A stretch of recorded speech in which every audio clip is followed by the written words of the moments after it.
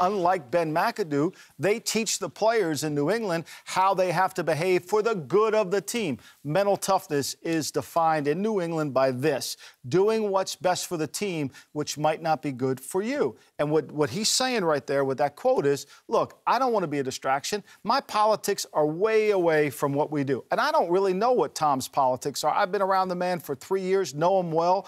I don't know, nor do I care. I care about when he walks into that building and he's focusing on the game, and that's what everybody else in that building cares about. I love the way he's handling this. I liked it last week when he walked away from the question. Why can't we handle the Beckham thing this way? No. Tom Brady is handling.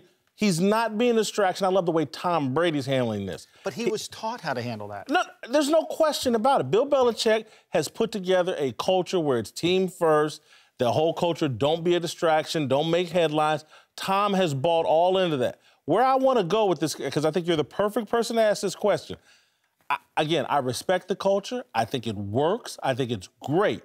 But it appears to me to be a culture that a lot of times, and again, I've talked to Scott Pioli about this when he worked in the Patriots organization. Very positive conversation. I'm not throwing, and it was a healthy conversation, but it's a culture I think sometimes it's easier for a white player to fit into than a black player to fit into.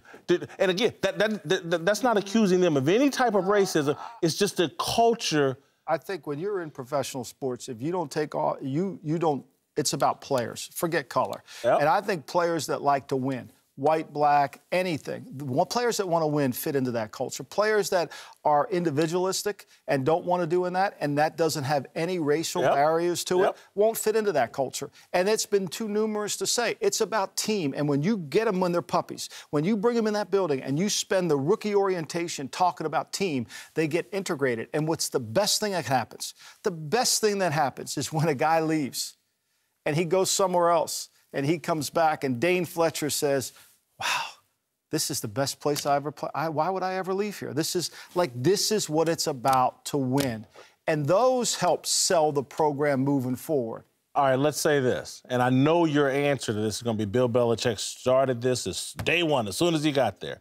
But it's a lot easier to enforce and keep up that culture when you got 4 Super Bowl rings, now that's 6 Super Bowl appearances. Well, that's what happened to us in Cleveland, okay? What happened to us in Cleveland, he's the same coach he was in Cleveland from 91 to 96. The problem was when the owner doesn't allow you to establish the culture. Now you're talking. Now that becomes the problem. So everybody says Josh McDaniels is not a good coach. Well, he traded Jay Cutler because he wouldn't buy into the program.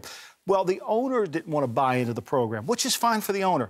If you don't want to buy the program, don't hire Josh McDaniels. Let me circle back then to our earlier conversation. Instead of talking about Ben McAdoo all the time, what about where's ownership? Where's Jerry Reese? Where are the Giants at on this culture that you want? Point. I think if Wellington Mara were alive today... No, he's not. Where's Jerry Reese? Where's the organization? I think they should be because, look, there's no job. It's a job to get. Head coaching job of the NFL is a hard job to get the United States Senator. Okay, there's only 32 of those guys. And you know what? There's no school to go to. You went to the school for journalism. I went for sociology. I don't know what I've done with it, but anyway. Okay, but anyway, there's no school you go to learn to be a head coach. You have to rely on other people's experience. It's so vital. And if you're willing to just sit there and say, bury your head in the sand, and you're not willing to listen, because there is a difference between coaching and criticism. What I'm saying to Ben McAdoo is coaching. I'm not criticizing, I'm coaching. You need to handle it, that's your job. Same thing with Belichick tells the team when he stands in front of them. And owners we don't know what Jerry Reese is telling Ben McAdoo. We don't know what's coming from ownership. We do know this. Defend him in that we do know this. Nobody's saying anything because it isn't changing.